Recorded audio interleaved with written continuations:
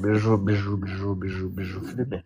biju bamenye biju sha hano mumuzane paka pawa yaje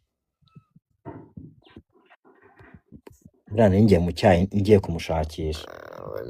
Let me check. Biju.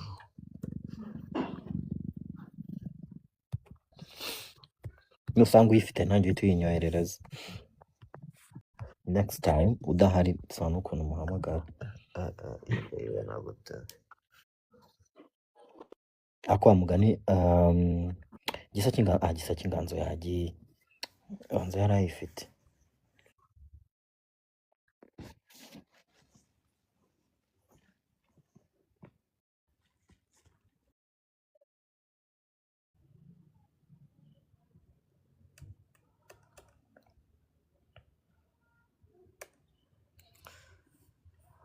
Ndayana ntayirimo kabisa.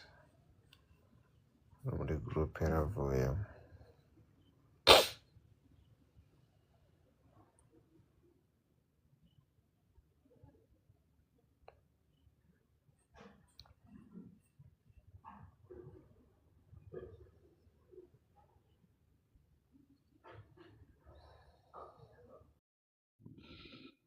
Se okay, nta muntu hano uhari ufite nimero za biju ngo azinyoherereze akumana Keza azigira. Zisabe Keza abaho. Dumba ntabwo ufite nimero ya biju. Uvuze gute? Ufite nimero ya biju. Papa wari hano. Nimero ya biju? Reba ko uyifite. Umuntu we ari hano yamubuze.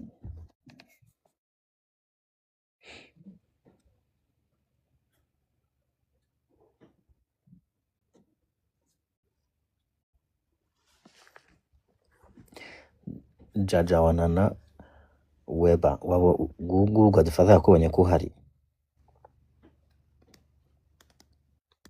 Sinzi nimero ya biju menya ntari savings. Oh la la. Biju. Kandi sinabona uko mwandikira gutya ndi live. I've tried. Dumba. Bimeze bite papa? Bimeze gute Didon? Kamusharinge. Wesh man. Konza abantu bakwimye amakoyini uje gukora iki?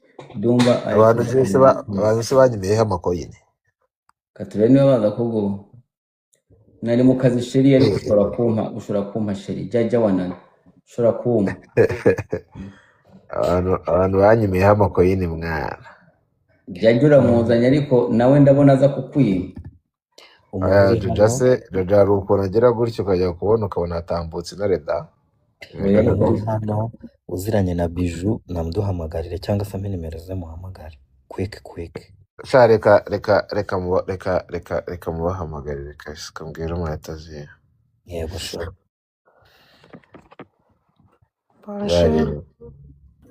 dore impamvu ntazigiramo umutopu ngifite niyi. None se umuntu ntiyanatambuka ari guscrollinga atambuka agenda. Nuko reka tumuhaye umuntu wese ikibazo kiri he. Bonjour Keza. Ndi kubaza ubu ngubu paka pawa ntiyaza akanaganira kumva. Niyo mpamvu ningera kuri 40 telefone nzahita ngifunga nkagihisha. Eregiye nduru nanjye barayimvugiriza iyo nyize ku bundi bupano. Yese ko mutansamye nimba ari ibyo. Noneho wibaze ko nta nubwo banagusama uretse gato. Uzi kunyura ku gapano mani ibiboro by'amagifti birakatsindwa.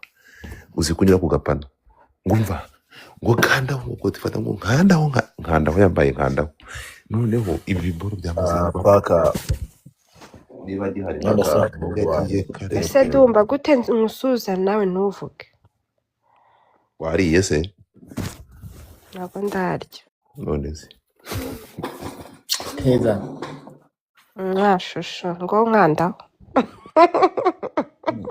ndakurira nka kwibwira. niko Keza. Nawe se Dumba ufite ikihe kibazo cyo gupfubura iyo revo yawe? Billions Club. Navuze gift ndashaka kugera ku bihumbi 10.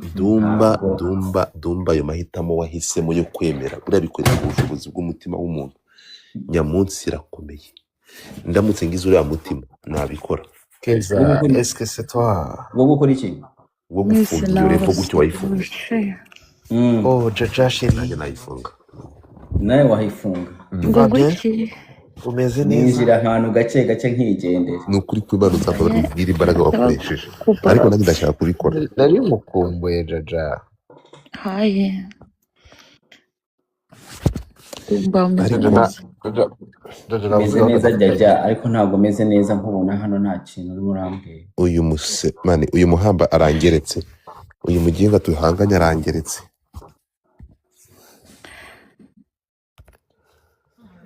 Godfather we ntabwo nta nuko namubaza ngo ameze neza buriya kubera kare iki sheri bitagusaba ntabwo aba ameze neza kumeze ku kintu ameze neza. Yesu Kristo wamushenze agiye kumfata ndapfuye, Igiseta cya Ndabarasa, wa muhanya duhanganye agiye kongera kunsiga igiseta cya ndagira Ndabarasa, ntukazatambuke ku nkotanyi uyibona.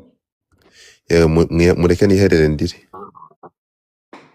Igiseta cya Ndabarasa, ntukazatambuke ku nkotanyi uyibona.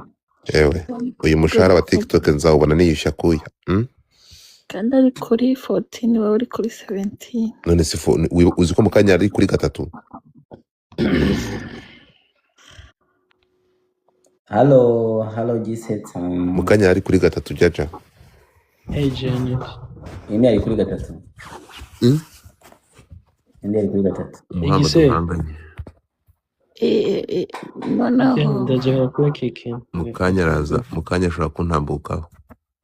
akuyemo TikTok universe bamuhaye TikTok universe Neza ubwo urukumva bintarangiye atagiye kunsinda, kandi dore shana ari muri imbere bro, dore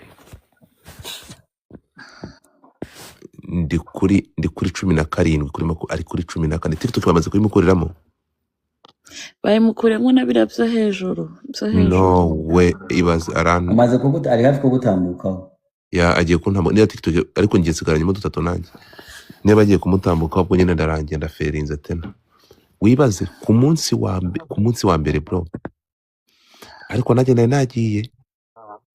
Uzi ko ndi ku munsi wa mbere, uzi ko umunsi wa mbere nageze kuri 17 ya Bamugutambutseho. kandi ndi kubigushyiraho gahita biyirukana. Oya nawe nongera kubikora. Ive uwo murongo n'Imana ushaka mushyiramo n'indi. Ngaho akira, ngaho kandaho. Mukandeho Godfather, dore icyo gitare ni ikintu gisa nabi. Abaje ntabwo ngo ntabwo ari kubyirukana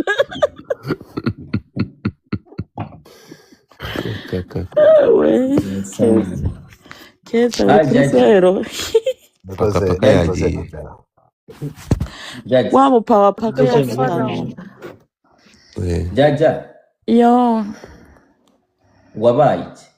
nabaye ikidumba Sawa reka mwihore. dumba rero dumba umunsi wa mbere mubona yayembwiye ngo azankanda akabibirayo warabyibagiye Nzabukanda. Yewe nkimara kumenya ko nta Nzankanda. kamaro, nkimara kumenya ko nta kamaro ka revo. Kireva bro noneho Hagira umuntu uhagarara hano asobanurire uretse gato. Gadfa uzi akamaro ka revo. Urabona bano bantu baba bari hano bafata amakoyini, abo nyine abantu bahererwa amakoyini wawe. Iyo uri muri ligue, iyo ufite revo yo hejuru ukaba uri muri ligue nyine nini muri A, urumva bigaragara ko nyine nawe nyine utanga amagift, imisoro yabo iragabanuka.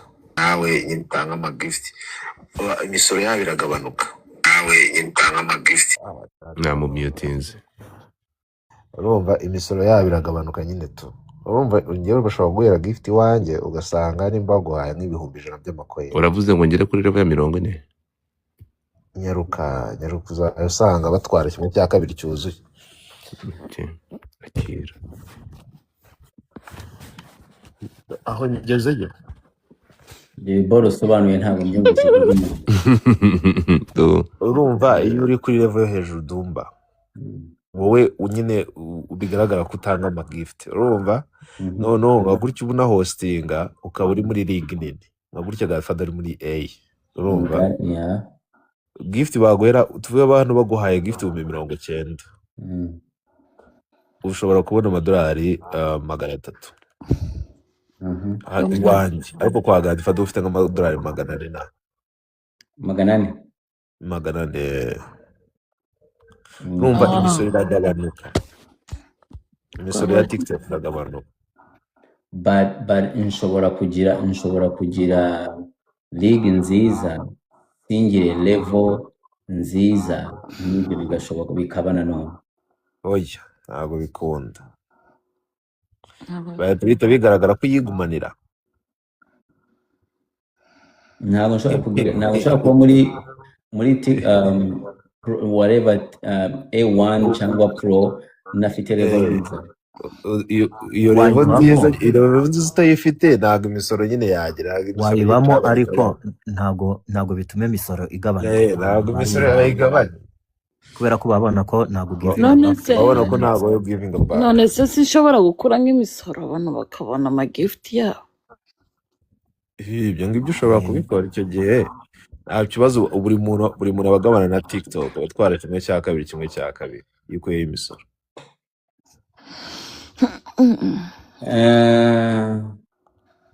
Ibintu byanyu biri vague. Biriki? Ubusobanuro bwanyu buri vague. Naho umutwe wakira. Ntabwo umutwe wakira ubusobanuro se we niki? Kubera abantu bajya bakina game kandi izo game zongeza league. Kandi umuntu wakinye game ntabwo ari necessarily ko agomba gutanga. Kandi muri game ebyiri, wait, muri game ebyiri cyangwa 3 umuntu ashobora kuzamukiramo muri league vuba vuba. Zazindi za game z'umuntu umwe.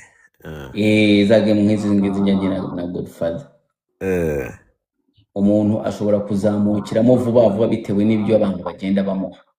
Noneho nyuma se ya game ndaje nshinga na gift yari yanjye muri kuvuga se ngo gutangira kuri live nyuma ya game koze nanjye ndabikora, nanjye izo game ngenze kina na Godfather nkamutsinda mujya mubibona hano na league igahita yiyongera. Uretse ko kenshi tujye dutinda kubikina kandi ngasubira inyuma. Njya mbibona ko amafaranga ajya azamuka bijyanye n'ukuntu kikiboro mba ndimo nagikuraho, ajya azamuka bijyanye n'ukuntu kurwe mu rungano. Ubu ngubu kwakandaho Pakapawa ni top gear. Pakapawa afite izina ryiza na level nziza, but ntacyo afite abwira abaturage. Pakapawa ahereza abakobwa gusa, urebe igihe. Did you see? What is this? What did I tell you? Yakira ni igikino kirakiza. Dumba. Pakapawa mitu. Dumba. Icara wige Dumba icara wige. Yo.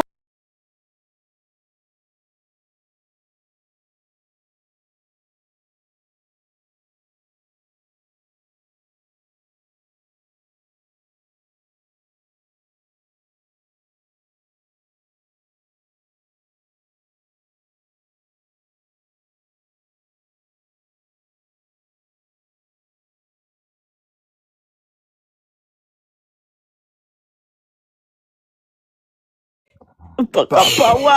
Umba umuntu gadusi. Pakapawa ngiriye muri gift garari ba mugabo wanjye. Mami waitse.